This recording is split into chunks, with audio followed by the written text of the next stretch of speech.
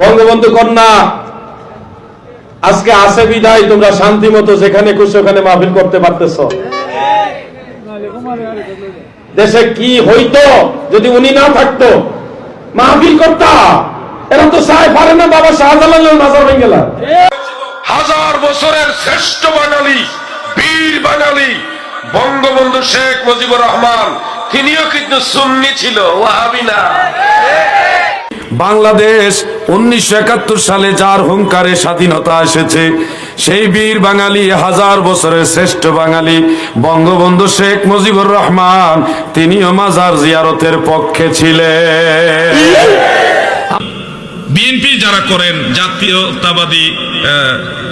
জাতীয়তাবাদী কি যে দলটার নাম, জাতীয়তাবাদী দল মানে বিএনপি, আপনাদেরকে বলছি ময়দান থেকে আওয়ামী লীগের সরাইয়া এখন আপনাদেরকে সরানোর একটা পায়তারা চলতেছে, বিভিন্ন ষড়যন্ত্র চলতেছে আপনাদেরকে বিতর্কিত করার জন্য। কারণ এখন যদি আপনাদেরকে বিতর্কিত করতে পারে তাহলে নবীর দুশমনদের জন্য ময়দান ক্লিয়ার। আমরা আপনাদেরকে বলছি, আমরা আপনাদের সহযোগিতা করবো ইনশাআল্লাহ। আমরা আপনাদের সাথে অবশ্যই সহযোগিতার হাত বাড়াবো।